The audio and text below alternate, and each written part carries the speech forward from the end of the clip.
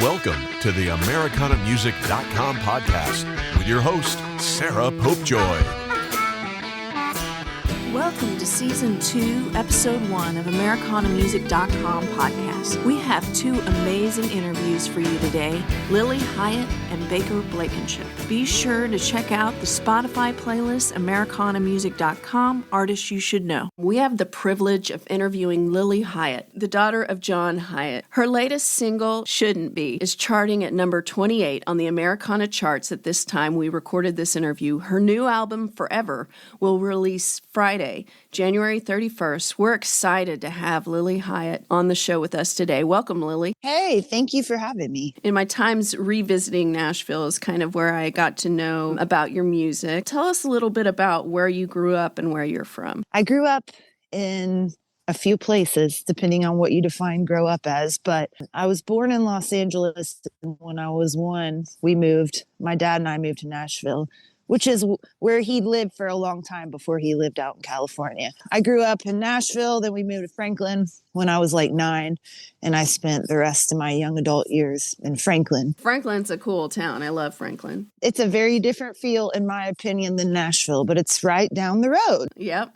Your dad, John Hiatt, was a singer-songwriter, and he's written songs recorded by Bob Dylan, Bruce Springsteen, Bonnie Raitt, Emmylou Harris, and Willie Nelson, among many, many others. For any of those listening unaware of your dad's work, how has your dad, John Hiatt, how has he influenced or shaped your writing, or has he? Oh, he definitely has. In so many ways he has. I mean, just through me listening and learning how to kind of set a scene from him. I think he's really good at that. And we just started kind of doing some co-writing together. In that process, I'm learning it's really important to him to say what he's trying to say in a natural way. And I think that I've really appreciated that about his writing. So I try to do that too. I do have to tell you that Lover's Will is one of my favorite songs of all time. Oh, I love that.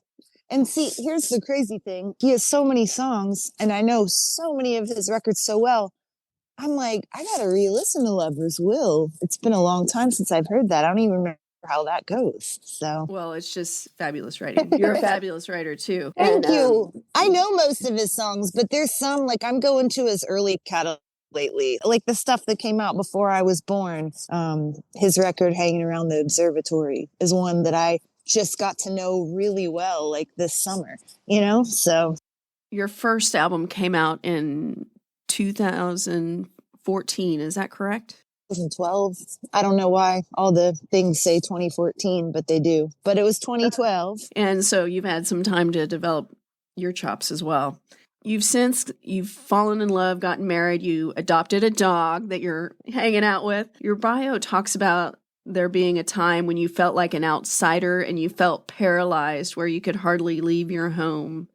And you describe it as watching yourself. Can you talk a little bit about that? Oh, yeah, for sure. Kind of after 2020, I turned 35 and I was kind of 37 when everything started picking back up again and moving. And I was 37 when I got married. And I don't know, I think a combination of just being in the latter half of my 30s, being married for the first time, post-pandemic, kind of still in that era, just a lot of factors hit me at once. I think I dissociated a bit for a while, just as a way of coping. And I think I learned in that moment, I do this to an extreme place, and it's just a defense mechanism, and it's okay. I'm an observer, but I had to get back into myself, physically present again, which was hard because my anxiety was through the roof. And I felt really awkward too. I wasn't a young person anymore, but I wasn't an old person, just hitting that middle territory and kind of trying to figure out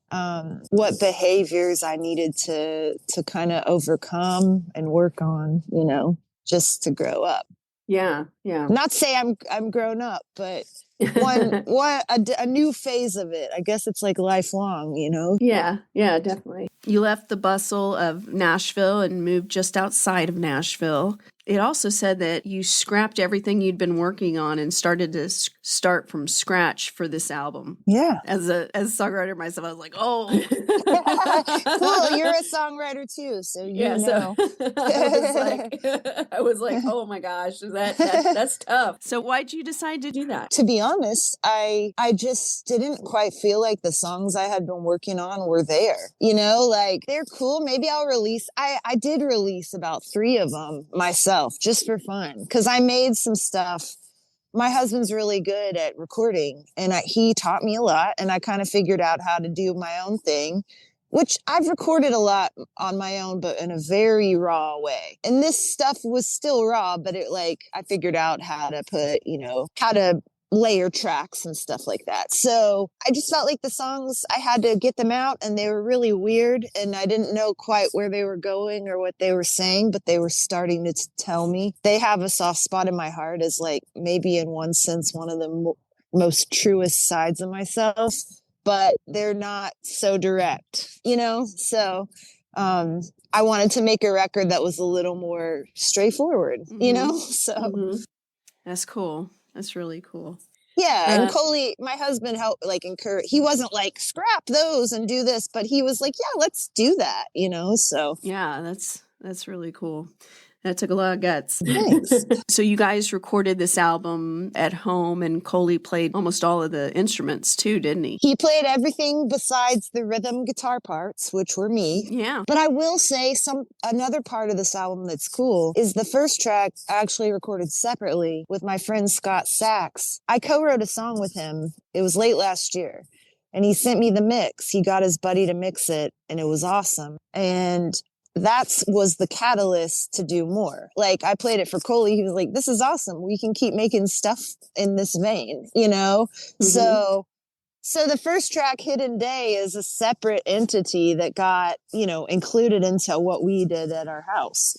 So yeah, it was like a joint, it was kind of like a community spawned effort, it's like my friend's like, you want to write a song? And I'm like, yeah, I don't know what I'm even doing right now musically, so he set that tone and then Coley and I kind of, we have our own dynamic and we carried on from there, and we're like, yeah, we want that song to be part of this record too. That's cool. And you have a definite sound on your albums too, like vocally and production wise. It's so rock but it's so uniquely you, cool. Which is really cool. Thanks. One of the things you also said that I kind of picked out of your bio that was really interesting to me is you talking about learn to expand your world by listening. I really like that line. Can you expand on that a little? Well, I don't know if I'm the best listener, and I know I can be all about what I'm doing, like anybody, but it's easy to get carried away when you're in the music world because you have to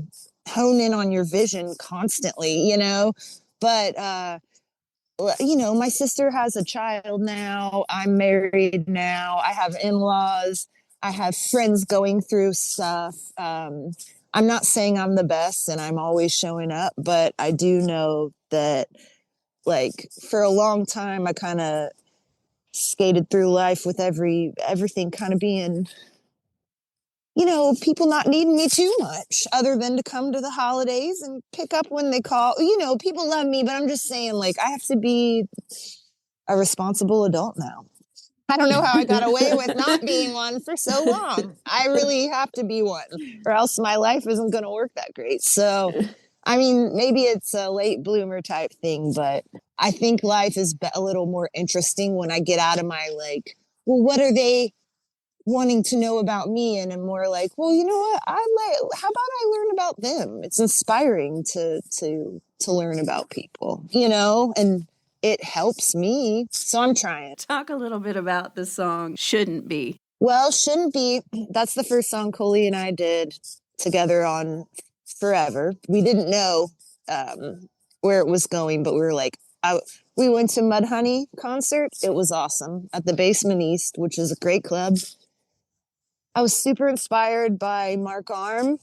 I had melody in my head when I got home and I was singing it and I knew I had to just record it. And I kept saying shouldn't be, because sometimes when the melody comes, I'll just have a phrase in mind, and I don't know why, it just is there.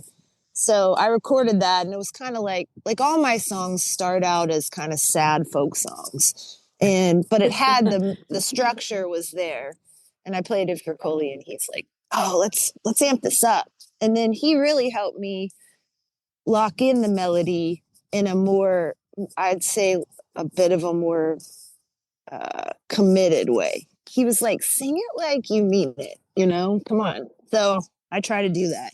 I won't say, "Oh, I don't even know what that song means," because I kind of do, but it kind of just did its thing. So I noticed that you kind of like to play around with melody and timing a little bit. It's not always like, oh, she's going to go there. And it's really cool. I really like it. Well, I appreciate you saying that, I actually think like I've had to make myself a little more lately. I'm like, just go to the obvious place. Just do it. People like want to sing so you can sing along, but yeah, it can be fun to kind of get a little weird with it or something, even, it kind of comes, it's like my natural inclination. Thanks for saying that.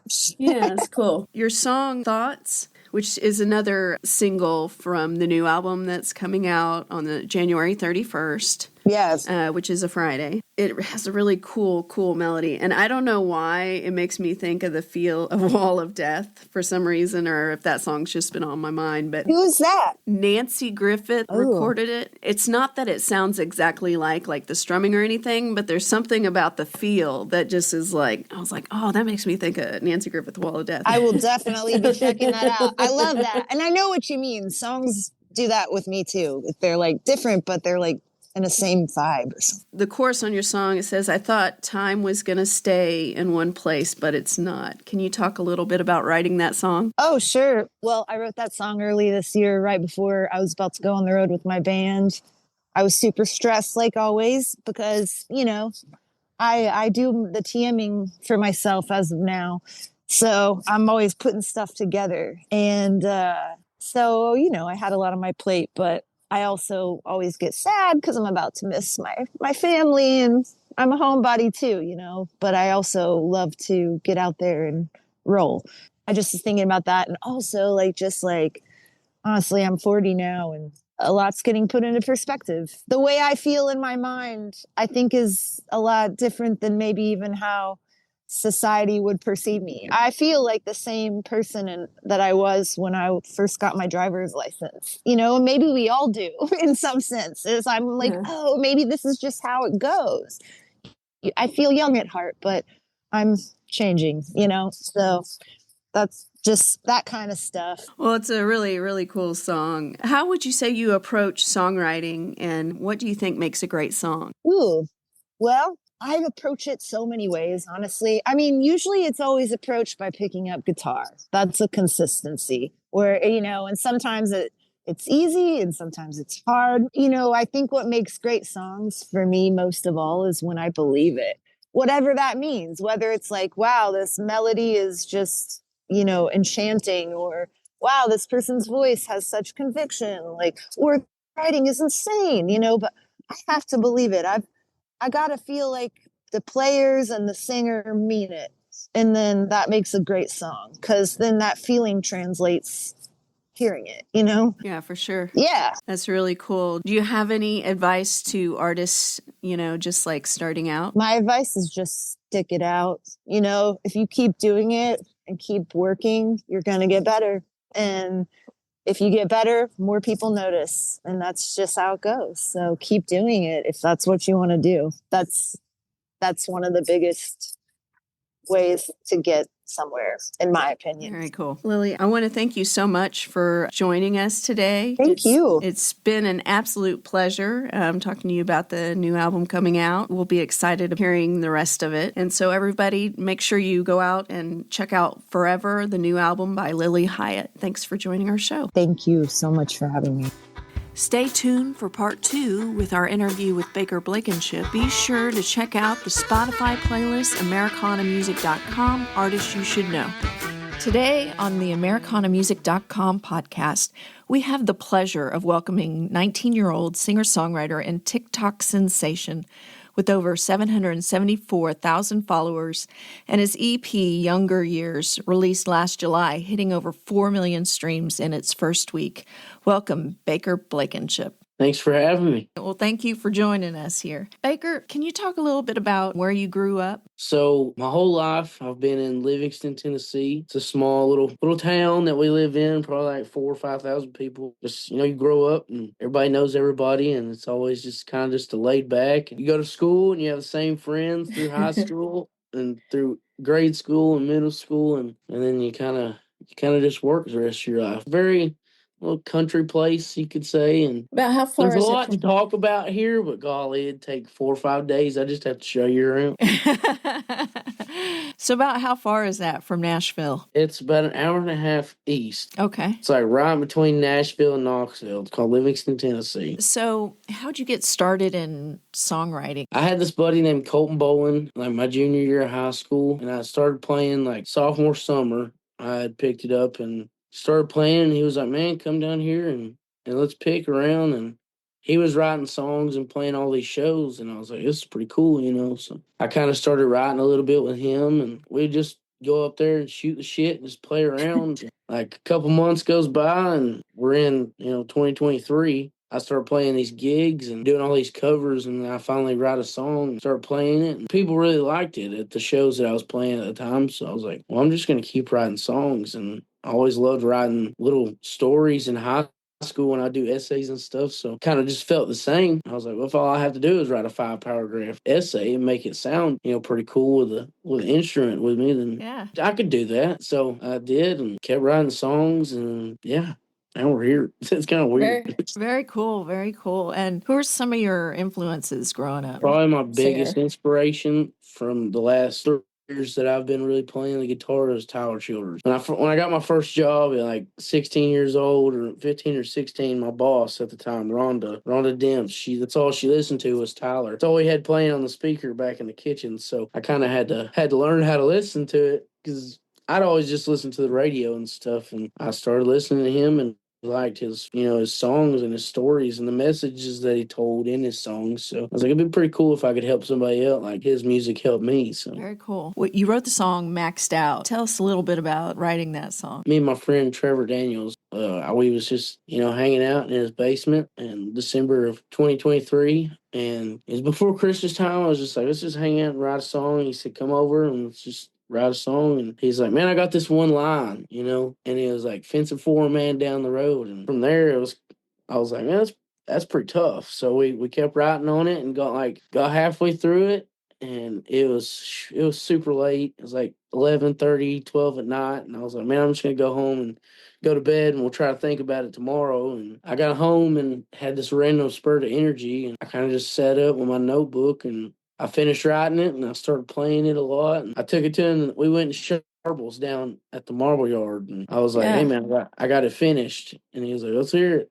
And that was like right before Christmas of December 2023. And I played it at shows and stuff, and people really liked it. We released it in 2024 last year. So is TikTok where it really took off? I'd done covers on TikTok and posted a couple originals, and they never really caught traction. But when I posted Maxed Out, it did a lot better than what I thought it was going to do. And so we just kept posting about it. People seemed to really enjoy it. So when we released it, I seen that people were listening to it, but I never thought that it would get to this moment. With the causing me to travel and play all these shows and stuff. It's definitely an experience. It's really wild how you can write several songs, but sometimes there's those ones that they'll just hit right to the core of people. Yeah, and I knew songs, like, I knew that if I listened to a song, it meant something to me. Like, I really like that song because it means this, or it has this type of feeling for me, but I didn't know that if I wrote a song, it could, like, mean that much to some people, because I get DMs all the time, and people are like, man, your music really helps me out a lot. And I'm just like,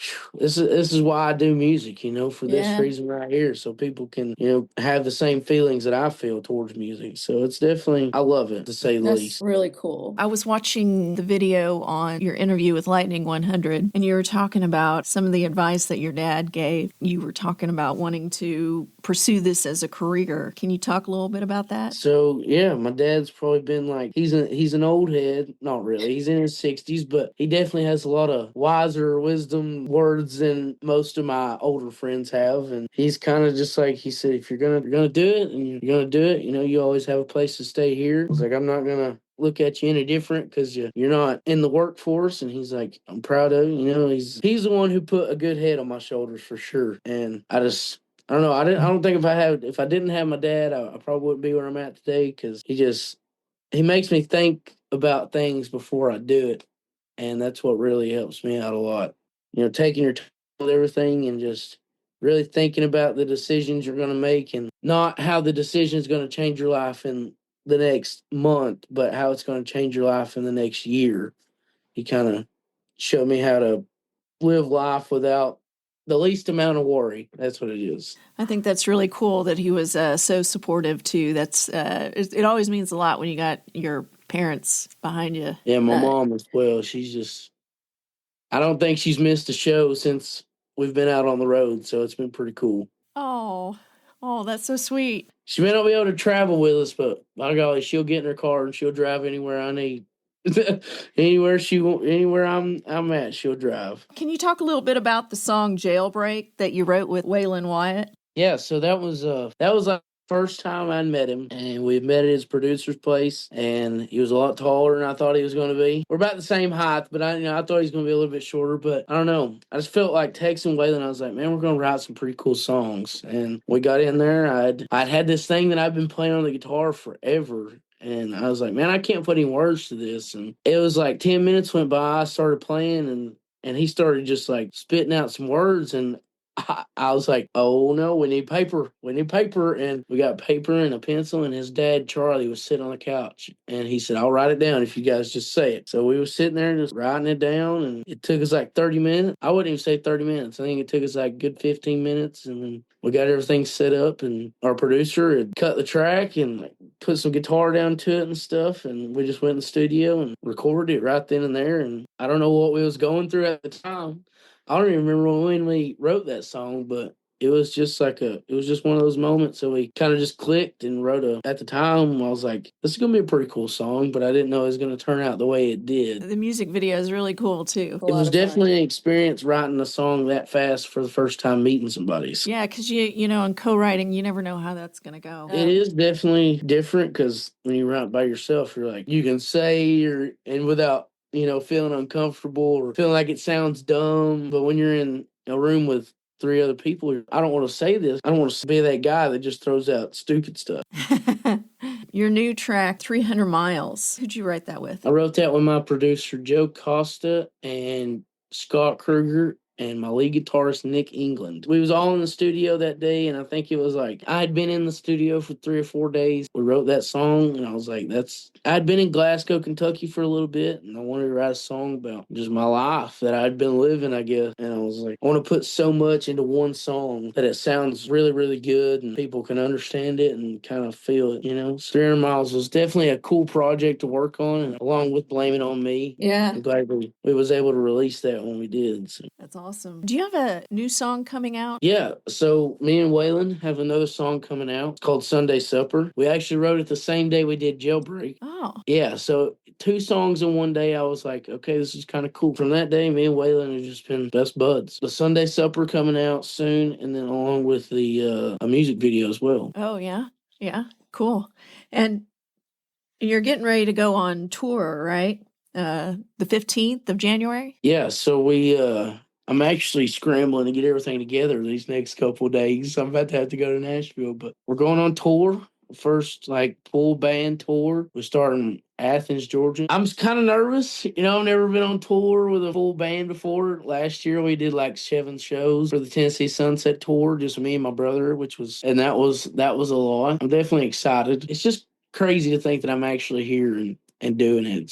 It's one thing to create a song inside of your home or in meeting with other writers and writing, being able to sing to people and to get that back, that affirmation of what you wrote is something really special. Yeah, it's just I don't me and my buddy lead guitarist Nick England, we do these things in Glasgow. It's an open mic night on Wednesdays, and he does them, but every now and again I'll show up. When I show up and all these kids and adults and everybody are there and they're just there waiting for me and Nick to get on stage, it's kind of like, wow, I didn't I didn't think people would ever, sing my songs back to me, and they don't realize how much it means to me, but it means the world. So being able to, I don't know, put that to good use and go on tour to more places that we haven't been, to know that I'm going to go out there and all those people know my songs is just kind of like crazy. Yeah, that is awesome. That's great. That's great. You're also doing this, I see the C2C festival.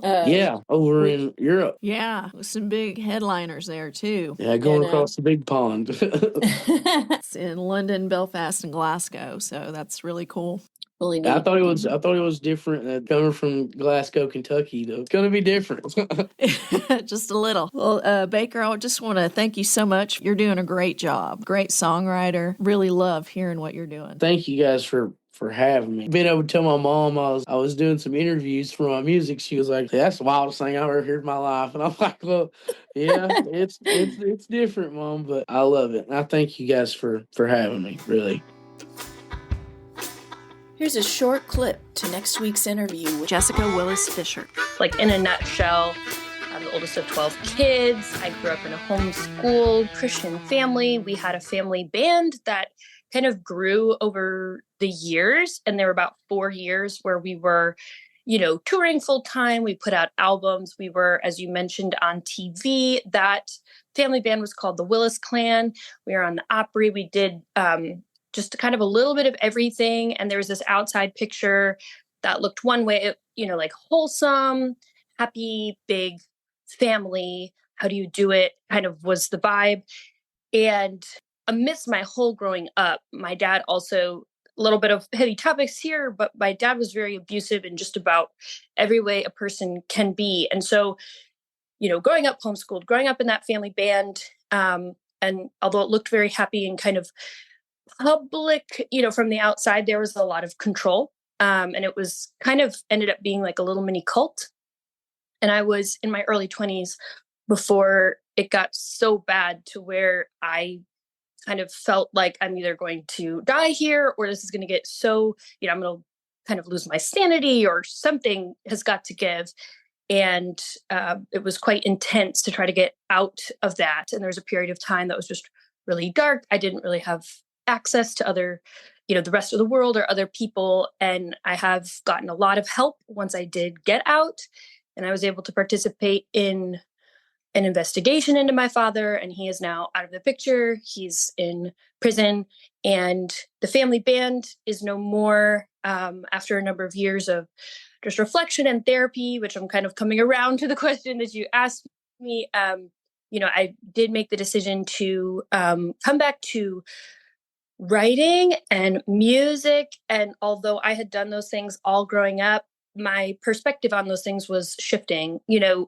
I love writing. And the question is like, why do I like writing? Why was I drawn to that? And I had some very early abusive, confusing memories and experiences as a young child. And I think I was drawn to words. I was drawn to art to try to process and express things. And where I'm at is a really kind of empowering, healing sort of place. And that concludes our program. Thank you so much for listening to AmericanaMusic.com. Be sure to check out our website, and you can find all the artists we interview's music on our Spotify playlist.